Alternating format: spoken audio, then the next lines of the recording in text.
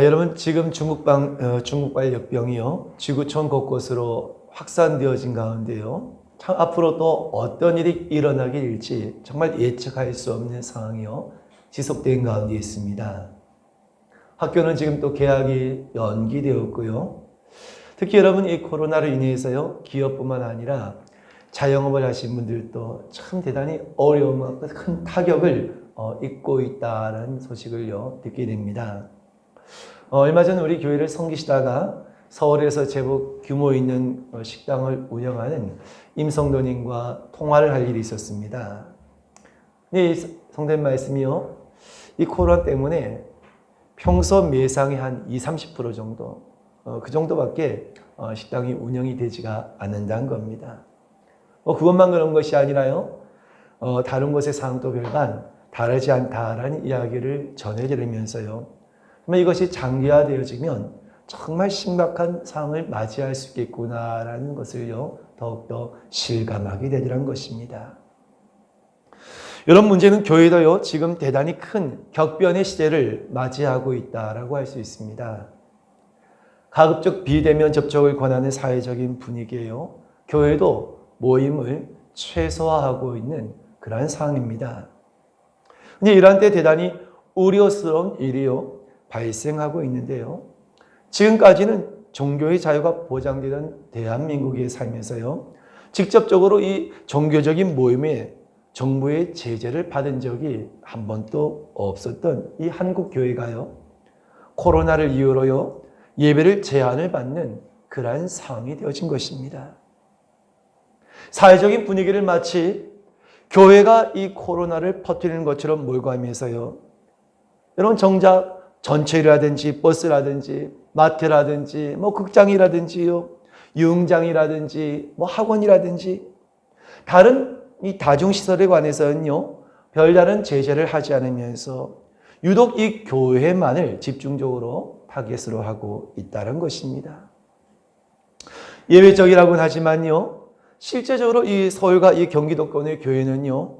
예배 중에 이런저런 제재를 받으면서 제한적인 예배를 드리고 있는 것이 또한 현실이기도 하다는 것입니다.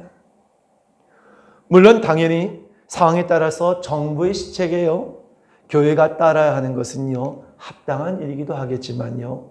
일방적으로 교회만을 문제를 삼고 만일 이 문제가 생긴다고 한다면 교회 구상권을 청구하겠다고 이 엄포를 놓는 또 이러한 일들은요. 또 다른 의도가 있는 것이 아닌가 하는 것을요. 의심하지 않을 수가 없다는 것입니다. 여러분 지금 한국교회가 처한 현실은요. 대단히 우려스럽고 또한 심각한 그러한 상황이다라고도요. 말할 수 있다는 것입니다. 하지만 한편으로는요. 지금 이 일을 통해서 우리가 생각할 것은요. 그동안 우리가 너무나 안일하고 너무나 편안하게 예수를 믿어왔던 것이 아닌가 하는 것입니다. 주변에 많은 교회가 있고 또 마음껏 예배를 드릴 수 있는 환경 속에서요. 우린 그동안 이것이 얼마나 소중한 것인가에 관해서요. 생각하지 못했다는 것입니다. 하지만 이제는 우리가 당연하게 생각하고 누리던 것들을요. 잃어버릴 수 있는 그러한 일들이 점점 현실화되어져 가고 있다는 것입니다. 그렇다고 한다면 저와 여러분들은요. 이러한 시대에 우리가 무엇을 기억하고 하는 우리는요. 어떻게 살아가야 할 것인가 하는 것입니다. 오늘 우리 함께 오신 본문의 말씀에서는요. 예수님께서 서기관들과 바리새인들의 그 위선을 책망하시고 성전 밖으로 나가실 때요. 한 제자가 성전 건물을 가리키면서 예수님께 묻는 그런 장면을 보게 됩니다. 함께 우리가 오늘 본문의 말씀에 13장에요. 앞서 1절의 말씀을 먼저 보시면 이런 말씀이 있습니다. 예수께서 성전에서 나가실 때 제자 중 하나가 이르되 선생님이여 보소서 이 돌들이 어떠하며 이 건물들이 어떠하니이까. 아마도 여러분 이 제자는요. 당시에 성전의 그 웅장함과 화려함을 통해서요. 누구나 자부심을 가질 만한 그런 이 성전을 보면서 과연 예수님께서 이 성전을 보실 때 예수님의 소감이 어떠하신지 아마 그것을 묻고자 했다라는 것을요. 짐작할 수 있다는 것입니다. 근데 여러분, 예수님의 대답은 어떤 말씀이셨습니까? 제자의 기대와 전혀 다르게요. 예수님께서는 우리가 함께 보신 본문의 2절의 말씀을 앞서 보시면요. 예수께서 이르시되 내가 이 큰 건물들을 보느냐? 돌 하나도 돌 위에 남지 않고 다 무너뜨려지리라 하시니라. 이렇게 말씀하고 있습니다. 여러분, 본래 예루살렘 성전은요, 솔로몬 때 처음 건축되었다가 무너지고 다시 재건되어지기를 반복을 하게 됩니다. 그리고 마지막 세 번째 이 재건은요, 유대인들의 관심을 사기 위해서 에돔 사람이었던 이 헤롯 왕이요, 건축을 한 것이었습니다. 하지만 예수님 당시에도 아직까지 이 성전이요, 완전하게 완성되지 못한 그러한 상태였습니다. 하지만 그 자체만으로도 아직 완성되지 않은 그런 상태임에도 불구하고도요, 그 내부는요, 외부와 함께 화려한 이 자재로서요, 내부가 장식되어져 있었던 것입니다. 사람들은요, 이 성전이 다 완공되지 않음에도 불구하고도요, 그 자체만으로도요, 사람들은 자부심과 경외감을 가질만 했던 것입니다. 다른 복음서에 보게 되면 누가복음 21장 5절에요, 이렇게 말씀하고 있습니다. 어떤 사람들이 성전을 가리켜 이 아름다운 돌과 헌물로 꾸민 것을 말하며 예수께서 이르시되라고 하십니다. 이 성전이 어떻다고 했습니까? 아름다운 돌과 헌물로 꾸며졌다. 오늘 이것은요, 이스라엘 백성들이요, 자부심을 가질 만한 그런 것이었다라고 생각했던 것입니다. 하지만 여러분, 이것은요, 지극히 인간적인 생각이었습니다. 이스라엘 백성들은요, 참된 진리를 알고자 하지 않았으며 하나님의 뜻과는 전혀 상관이 없이요, 성전이 곧 자신들의 신앙을 대변하는 것으로 그들은 생각했던 것입니다. 그래서 그 보여지는 화려하고 웅장한 그 성전을 통해서요, 그것이 곧 자신들의 그 믿음을요, 대변하는 것으로, 자신들의 그 믿음이 충만한 것으로 그들은 여겼던 것입니다. 그런데 여러분, 이스라엘 백성들이 이와 같은 생각은요, 오늘날 교회 안에서도 볼 수 있다는 것입니다. 교회의 외형이 크면요, 그것이 마치 자신들의 믿음도요, 그것에 비례한다라고 생각하는 이들이 있다는 것입니다. 그래서 큰 교회를 다니면요, 자신들이 큰 믿음을 가진 것처럼, 자신들이 큰 신앙생활을 하고 있는 것처럼 착각하고 예수님이 아닌 교회를 자랑하는 것이 사실 오늘 한국교회의 그런 만연한 모습 가운데 하나라고 한 것을 부인할 수 없다는 것입니다.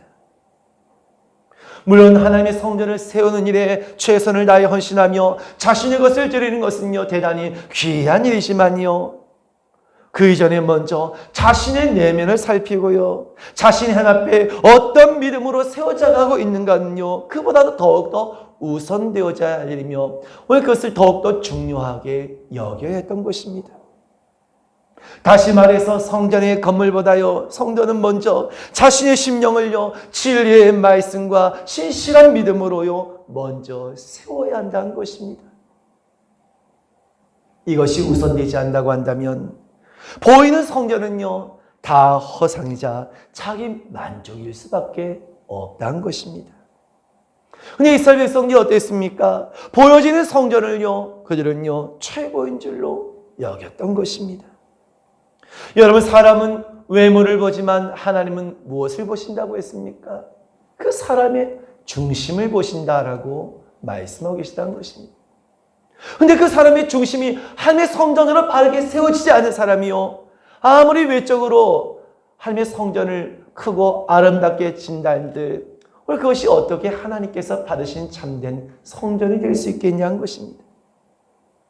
여러분만의 바리새인들이요, 신실한 믿음으로 기도하며 구제하며 하나님의 성전을 세웠다고 한다면요, 분명 하나님께서는요, 기뻐하시고 그들의 믿음을 칭찬하셨을 것이란 것입니다. 하지만 이들은 진리와 상관없이요, 그저 자신들의 의를 드러내고 자신들의 높임을 받기 위해서요, 성전을 아름답고 웅장하게 만들며 이를 통해서 그 외적인 것을 자랑하고자 했던 것입니다. 이때 예수님께서는요, 그러한 성전을 향하여 하신 말씀이 무엇입니까? 돌 위에 돌 하나도 남지 아니하고 모두 무너질 것이다 라고 말씀하신 것입니다. 이 말씀을 듣고 두려웠던 베드로와 야고보와 요한과 안드레는요, 그렇다고 한다면 어느 때에 이러한 일이 있을 것이며 마지막 때는 어떤 징조가 있을 것입니까?에 대해서 예수님께 묻게 되더란 것입니다. 그때 여러분 5절의 말씀을 보시면요, 예수께서 이르시되 너희가 사람의 미혹을 받지 않도록 주의하라. 많은 사람이 내 이름으로 와서 이르되 내가 그라하여 많은 사람을 미혹하리라 라고 하십니다. 여러분 2000년 전 예수님께서 하신 이 말씀이 우리 실제로 지금 그대로 그 말씀대로 이루어지고 있는 그러한 시대를 우리는요 살아가고 있다는 것입니다. 너무나 많은 이단들이요 자기 스스로를 구원자라고 영생하는 자라고 주장하면서요 사람들을 속이고 그 영혼들을요 도둑질하고 있다는 것입니다. 예수님께서 분명코 이와 같은 일이 있을 것이라는 것을 미리 알려주셨음에도 불구하고도요 많은 사람들이 이 거짓에 미혹되어서 이 거짓에 속아서요 거짓된 자들을요 따르고 있다는 것입니다. 근데 중요한 것은요 이와 같은 일이 일어나게 된 것을 보고 듣게 되더라도 이것은 재난의 시작이다라고 주님은 말씀하고 계시다는 것입니다. 우리가 앞서 본문의 7절과 8절의 말씀을 여러분 보시면요. 난리와 난리의 소문을 들을 때 두려워하지 말라. 이런 일이 있어야 하되 아직 끝은 아니니라. 민족이 민족을, 나라가 나라를 대적하여 일어나겠고 곳곳에 지진이 있으며 기근이 있으리니 이는 재난의 시작이니라. 여러분 그렇습니다.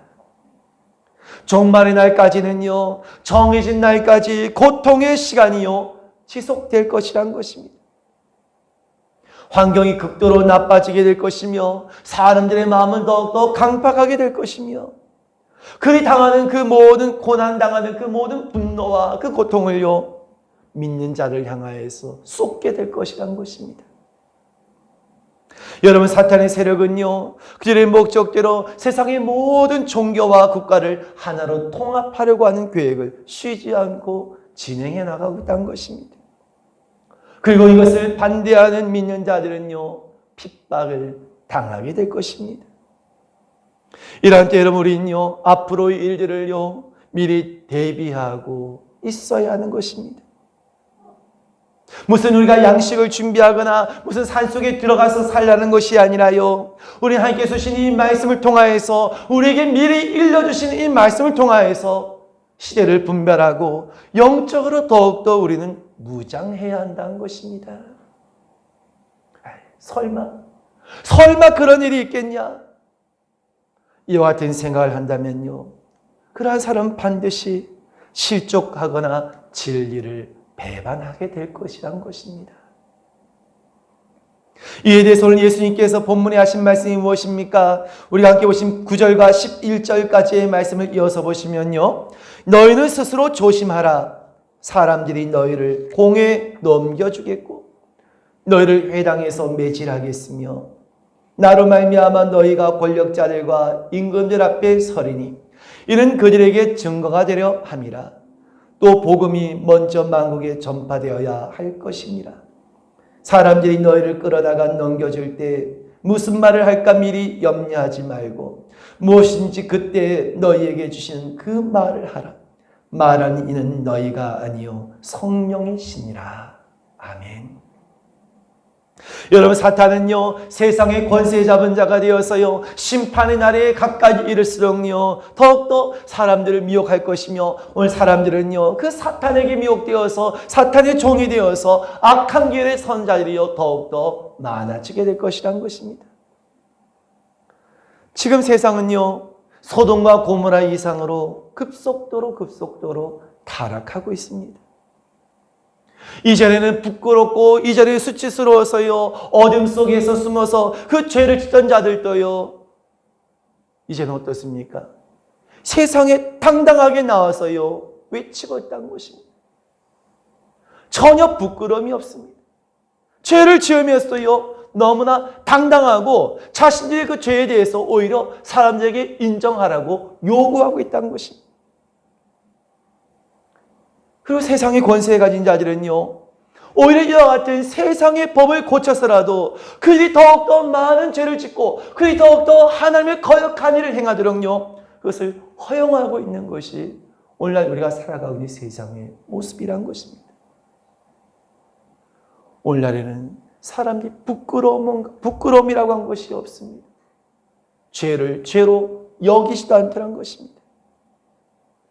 그러나 오늘 어떻습니까? 이제는 진리를 따르고요, 이 복음의 진리를 끝까지 지키고자 하는 성도들이요, 오히려 이들에게 비판을 받고 있는, 비난을 받고 있는 그런 상황이 되어지고 있다는 것입니다.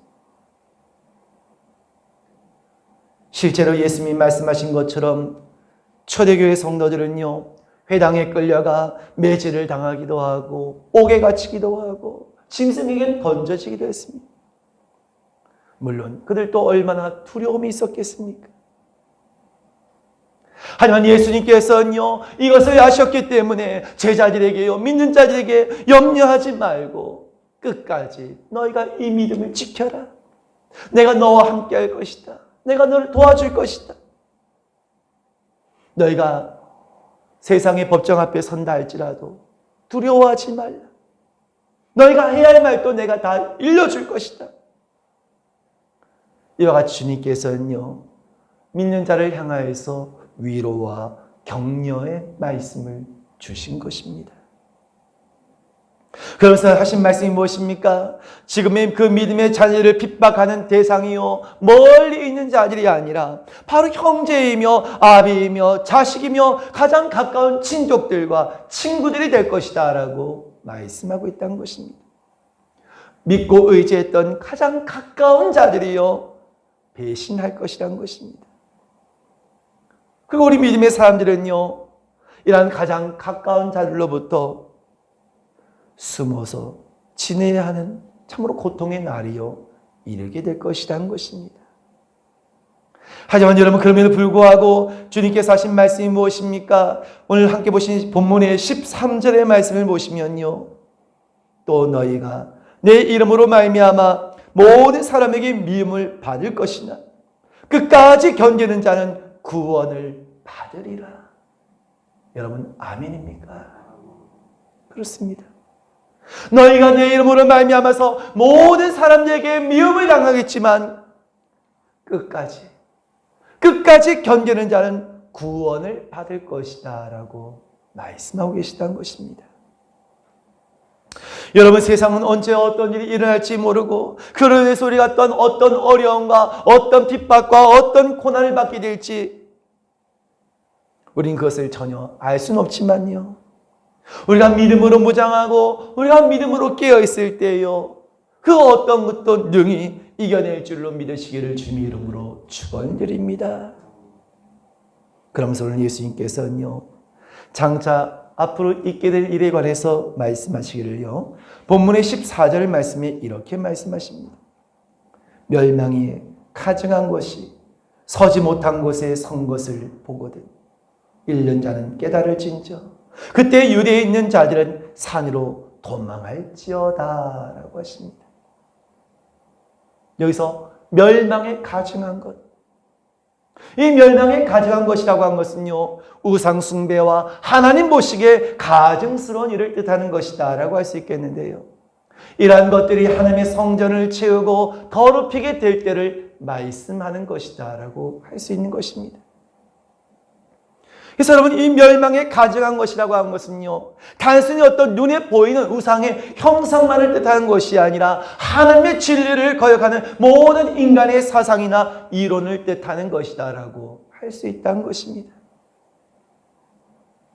여러분, 오늘날 강단에서, 오늘날 신학교에서요, 종교다원주의와 동성애를 대세라고 지지하는 그런 이들이 있습니다. 그리고 이러한 배경에는요, 사회주의적인 사상이 그 배후에 있다는 것입니다. 여러분처럼 교회 안에서 하나님의 말씀에 벗어나는 인간의 사상과 말씀보다도요, 더 우회된 모든 이론들, 인간의 그 모든 인간의 이론과 그 모든 사상, 이것을요, 말씀보다 더 우회되는 모든 이런 것들은요, 멸망에 가증한 것들이다라고 할 수 있다는 것입니다. 하나님의 말씀은 언제나 단호하고 분명합니다. 근데 사람들은 어떻습니까?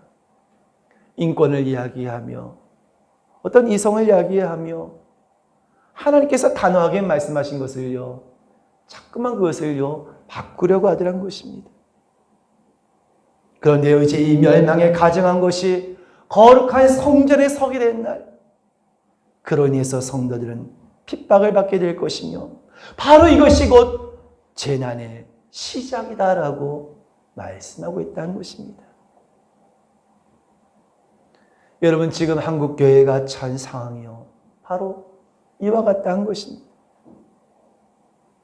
한국교회 안에서요, 사회주의적인 사상을 가진 목회자들이요, 적지 않게 있다는 것입니다. 이런 하나님의 말씀을요, 자의적으로 해석하고요, 반기독교적인 정책을 지지하면서 말씀주의가 아니라 인간이 만든 이 피시주의라고 한 것을요, 절대적인 이 하나님의 선을, 이 하나님께서 정하신 그 선의 기준을요, 무분별하게 인간의 어떤 선의 가치로 대신하고자 한다는 것입니다. 지금 여러분, 대한민국에서요, 어떤 일이 일어나고 있는지 아십니까? 어떤 분들은 여전히 지금 우리나라가, 이 한국교회가 처한 위기에 대해서 전혀 자각하지 못하는 분들이요, 있다는 것입니다. 여러분, 어떤 분들은요, 사회주의를 마치 어떤 북유럽의 복지가 잘 되어진 어떤 그런 이 사회주의를 생각하지만요, 그렇지 않다는 것입니다. 지금의 이 정권을 가진 자들의 이념은요, 중국식, 바로 이 중국식 사회주의를 이상으로 하고 있다는 것입니다. 한마디로 공산주의인 것입니다. 우리가 흔히 듣던 공정, 우리가 흔히 듣던 평등, 이런 말들은요, 듣기는 그럴듯하지만 이것은 반드시 독재의 길로 가기 마련이란 것입니다. 여러분, 지금 사회주의 공산국가의 대표적인 나라가 어디 있습니까? 중국이라든지 북한이라든지 러시아라든지 베트남이라든지, 이러한 국가의 이념이 무엇입니까?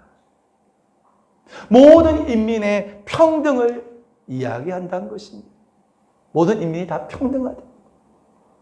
그런데 정작 현실은 어떻습니까? 모두가 다 일당 독재를 하고 있는 그런 국가들이란 것입니다.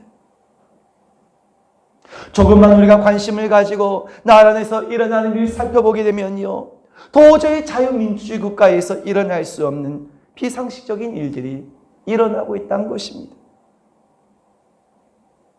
우리 그리스도인들이 계속해서 침묵하고 있다면요, 이제 이 역병을 빌미로 종교적인 탄압이 본격적으로 시작될 것입니다.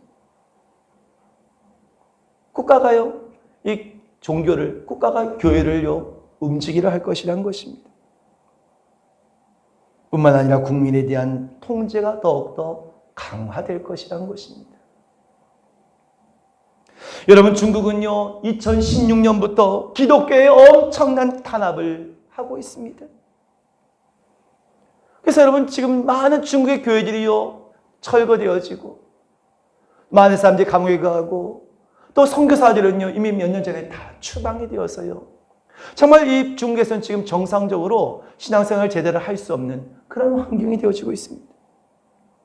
특히 여러분, 이 우한 폐렴을 빌미로 해서요, 중국 정부가요, 이 교회를 폐쇄시키고 심지어 이 온라인 예배까지요, 탄압을 하고 있는 그런 상황인 것입니다. 이것이 공산주의의 실체인 것입니다. 아직까지 많은 분들이요, 설마 그런 일이 우리나라에 일어날 수 있겠어? 설마 그렇게 되겠어? 이와 같이 안일하게 생각하고 있더란 것입니다. 하지만 성경의 모든 말씀은요, 설마 했던 일들이요, 실제로 일어났던 것입니다. 노아의 홍수 때가 그와 같았습니다. 설마 홍수가 나겠어? 하지만 설마 했던 일들이 어떻게 되었습니까? 실제로 일어났던 것입니다.